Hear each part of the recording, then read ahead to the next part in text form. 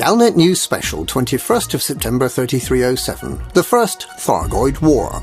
Salvation's apparent elimination of Thargoids in the Cornsar system on Monday has been devastating and complete, leaving only wrecks of Thargoid ships peppering the surface of planets. It's not the first time an attempt has been made to eliminate the Thargoids. 156 years ago, an organisation called INRA attempted to do something similar.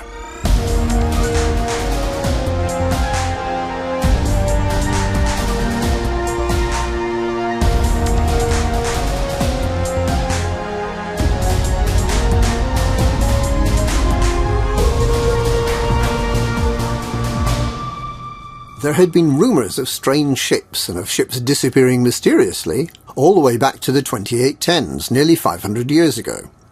In 3100, Commander Peter Jameson, the first member of the Pilots' Federation to attain the rank of elite, claimed to have been ripped out of hyperspace by fast-moving and deadly octagonal spacecraft that closely resemble the Thargoid scouts we see today. 11 years later, the Azimuth Biochemicals megaship Adamastor attempted to salvage some sort of Thargoid object that had been discovered by a geological survey in Musca-Dark region PJ-P B6-1.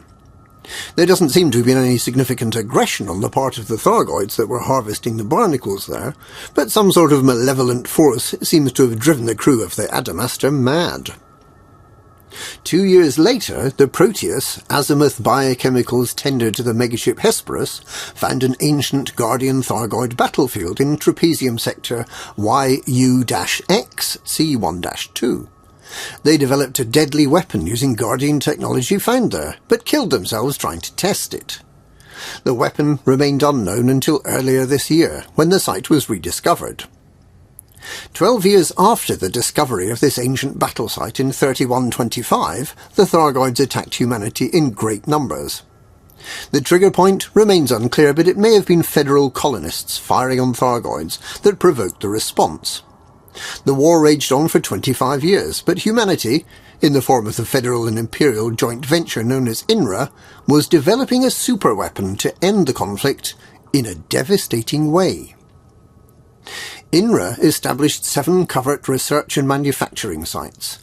They spent hundreds of millions of credits researching weapons, but in the end it was a researcher who was trying to develop disease-resistant crops whose work came to the attention of INRA. A researcher at Klatt Enterprises, which can be found on Alnath A2AA, describes the development of the weapon. Finally, we have a breakthrough. A researcher at the facility in the Hermitage 4A system has found something, stumbled onto something by all accounts, and it's pushed our research forward dramatically. Essentially, it's a kind of fungus, one that appears to have a significant effect on Thargoid technology. We knew their tech was partly biological, but until now we couldn't find a way to use that fact to our advantage. The theory is that if we could somehow get the fungus into their starships, specifically their hyperdrives, we could shut them down. They'd be unable to leave their system. We could end the war in a single stroke. The mycoid can paralyze a Thargoid system, either physical or technological, in a matter of seconds.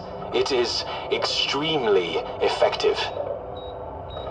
I confess, the knowledge that the mycoid causes the Thargoids physical pain brings me some measure of satisfaction. But when one has seen firsthand the effect of their weapons, seen the destruction, the chaos, the bodies, can one be blamed for wanting them to suffer, as we have? We know the mycoid works. Now it falls to other members of the project to determine how it can be effectively deployed. I know there are some who will condemn me for my part in this project. Let them. I harbor no remorse. The Thargoids understand only one thing: destruction.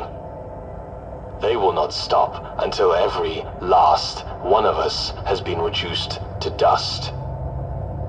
We have created a weapon that can prevent such a catastrophe. We have a moral obligation to use it. Those in charge of INRA decided that the delivery mechanism would be a brave pilot by the name of John Jameson, a descendant of Peter Jameson and great-grandfather of Shinrarta engineer Laurie Jameson.